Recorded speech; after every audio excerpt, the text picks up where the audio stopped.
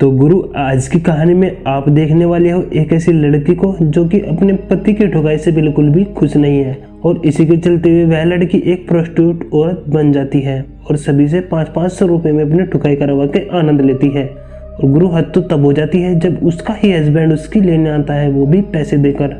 तो यह सब कैसे कैसे कहाँ और किस किस पोजीशन में हुआ, हम यह आगे मूवी में जाए। तो चलिए दोस्तों, आज की एक्सप्लेनेशन शुरू करते हैं। अगर आपको दोस्तों हमारी यह कहानी अच्छी लगती है तो आप हमारे चैनल को सब्सक्राइब कर दीजिएगा, क्योंकि हमें आपके प्यार की बहुत ज़्यादा ज़रूरत है।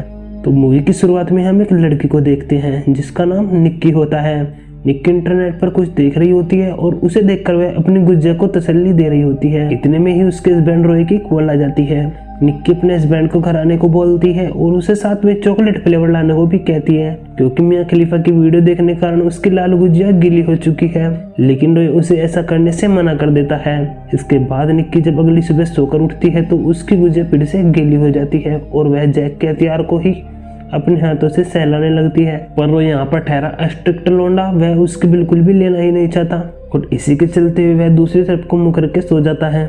इसके बाद जब रोय काम पर चला जाता है तो निक्की घर पर बोर हो रही होती है और वह अपने पास रखे एक दूरबीन निकालकर आसपास देखने लग जाती है। तभी उसकी नज़र पास के घर पर जाती है जहाँ पर एक लड़की किसी से अपने म्यान में तलवार डलवा रही होती है। उसे ऐसा करते देखकर निक्की की गुलाबी गुजिया फिर से पानी पानी हो जाती है और उसका टप करवाने का पूरा मूड बन जाता है। इसके बाद वो फिर से रोए को कॉल करती है और उससे कहती है कि बाबू सोना, तुम कब घर आओगे, मुझे तो तुमसे करवाना है। उसकी ऐसी बातों को सुनकर वह फिर से फोन काट देता है। इसके अगले दिन में दोनों खाना खाने के लिए बाहर गए हुए होते हैं, जहाँ पर निक्की अपने शर्ट के ऊपर के बटन को खोल देती है जिससे उसकी दूध की डेयरी दिखने लग जाती है। अब उसकी दूध की डेयरी को वहाँ का वेटर नोटिस कर लेता है और इससे उसका हथियार खड़ा हो जाता है। यह देखकर उसके हस्बैंड को बहुत गुस्सा आता है और वह निक्की से कहता है कि तू अपनी दूध की डेयरी का शटर बंद कर लो, नहीं तो यह वेटर तुम्हें यहीं पर धरकर पेल देगा। अब निक्की को लगता है कि शायद उसके बाबू की उससे जल रही है और वह आज उसकी पक्की लेगा, इसलिए वह घर जाकर दरवाजे को बंद कर देती है और रोय की पैंट खोलकर उसके हथियार खड़ा करके मुखमंजन करने लग जाती है। पर रोय ने पता नहीं यहाँ पर कौन सा नशा कर रखा होता है कि वह इस बार भी उसके इस कार्यक्रम को बीच में ही रुकवा देता है और वहाँ से निकल जाता है। इसके बाद निक्की बहुत दुखी हो जाती है और वो अपने फ्रेंड को कॉल करके अपनी सारी प्रॉब्लम बताने लग जाती है। उसकी फ्रेंड उसे आइडिया देती है कि अगर उसे औजार ही चाहिए तो जरूरी नहीं कि अपने बाबू का ही औजार यूज करे, यह सब तो मार्केट में मिलता है, तो तुम बाहर मार्केट से किसी को भी पकड़ लो और वह तुम्हारी पलटा कर भी लेगा और तुम उसका औजार चाटना चालू कर दो। अब निक्की को अपनी फ्रेंड का यह आइडिया बहुत पसंद आता है और वह फिर से दूरबीन लेकर अपने आसपास के मकान में देखने लग जाती है। अब की बार वह यहाँ पर देखती है कि लड़की तो वही है पर लड़का आज बदल गया होता है और वह दबाकर उसकी गिलन में पेलन क्रिया कर रहा होता है। अब यह सब देखकर निक्की को यहाँ पर सब कुछ समझ में आ जाता है। दरअसल में यहाँ पर तो धंधेबाजी चल रही होती है और अब निक्की को भी इसमें मजा आने लगता है और वह भी हर रोज इसे देखकर खुद की धक्का गाड़ी स्टार्ट कर देती है और अपने हाथों से खुद को संतुष्ट करने लग जाती है। एक दिन रोय निक्की से कहता है कि वह बिजनेस के सिलसिले में कहीं बाहर जा रहा है और निक्की जब उससे इस बारे में पूछती है कि वह कहाँ पर जा रहा है और कब आएगा तो रोय उसे कुछ भी बताने से मना कर देता है। रोय के जाने के बाद अब निक्की बिल्कुल फ्री है और वह दिन भर अपने पड़ोस वाले अपार्टमेंट में ताका झाकी करने लग जाती है, जहाँ पर उसे हर रोज अलग अलग हवस के पुजारी अपने वश मिटाते हुए दिखते हैं।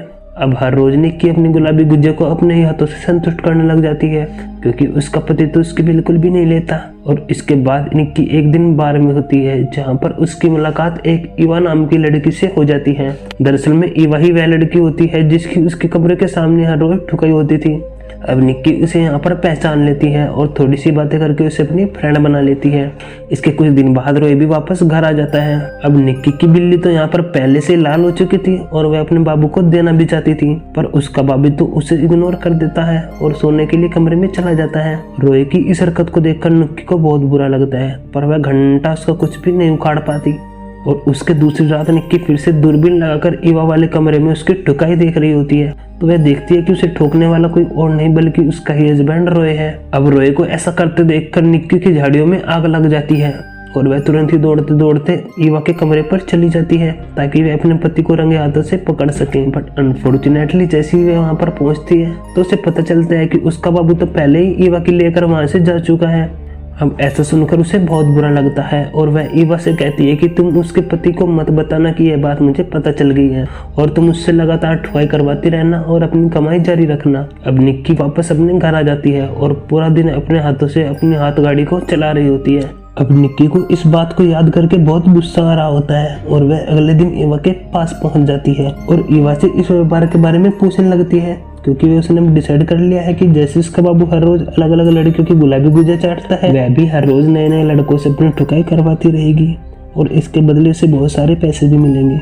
उसकी हर रोज तसल्ली भी हो जाया करेगी और वे उसकी टांगें उठा उठा कर भी लेंगे। निक्की को वैसे तो कुछ ज्यादा ठुकाई का एक्सपीरियंस नहीं होता, इसलिए वह ईवा के रूम को ही किराए पर ले लेती है और यहाँ पर वह नोटिस करती है कि ईवा ने पहले ही रूम में अपने हिडन कैमरे लगा रखे हैं ताकि जितने भी क्लाइंट आकर उसकी चाटापोची करते हैं वह बाद में उन्हें ब्लैकमेल करके उनसे पैसे भी ऐंठ सके। निक्की को ईवा का यह आइडिया बहुत पसंद आता है और वह भी अपने कमरे में हिडन कैमरे लगा देती है और इसके बाद निक्की बहुत सारे पैसे भी कमाने लग जाती है और जो वह चरम सुख चाहती थी उसे आज हर लौंडा उसके घर पर आकर देने लगा था। इसी के चलते निक्की एक दिन अपने घर आती है। उसकी बॉडी पर ईवा वाला परफ्यूम लगा होता है। इस परफ्यूम को स्मेल करके रोए को ईवा की याद आ जाती है और वह उसकी गुलाबी गुज्जे चाटने के लिए उसे मैसेज करता है और आज रात को मिलने का प्लान बनाता है।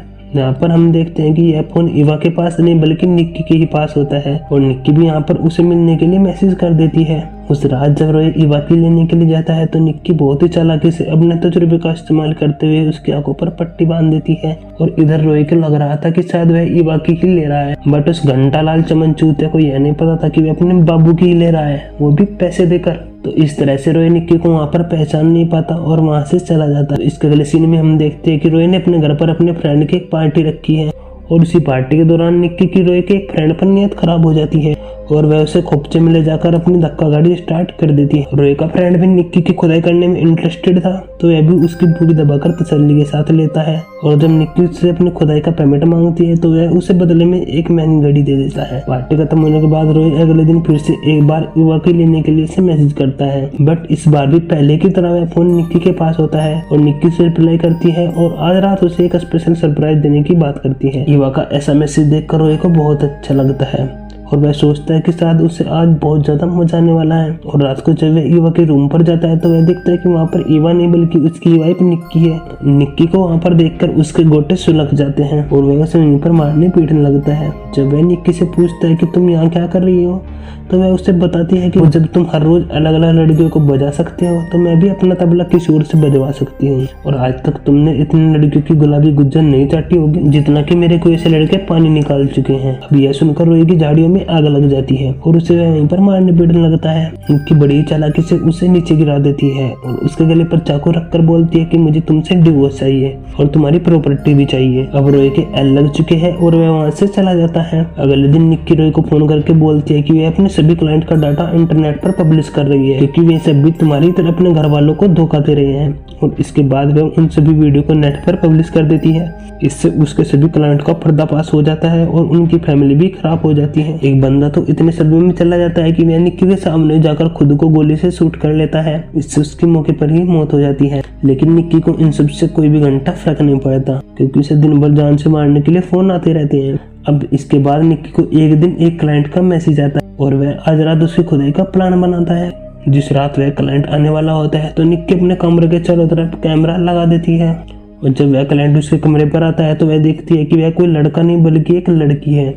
अब भाई हमें यहाँ पर यह नहीं पता चला कि अगर होल से होल का मिलन होने लग गया तो फिर गोल कैसे होगा। यहीं पर हमें पता चलता है कि वह वही लड़की होती है जिसके हस्बैंड ने निक्की के सामने खुद को गोली से शूट कर लिया होता है और वह उसकी मौत का बदला लेने के लिए वहाँ पर आई है। इसके बाद वह लड़की निक्की को गोली से शूट कर देती है। निक्की किसी तरह से अपना बचाव कर लेती है और उस लड़की के पेट में अपना चाकू घोंप देती है। इसके बाद निक्की मरते मरते इस घटना को भी इंटरनेट पर अपलोड कर देती है और इसी के साथ यह कहानी यहीं पर खत्म हो जाती है। तो दोस्तों आप भी बताइएगा कि आपको हमारी यह कहानी कैसी लगी और ऐसी ही मनोरंजक कहानी सुनने के लिए हमारे चैनल को सब्सक्राइब कर लीजिएगा।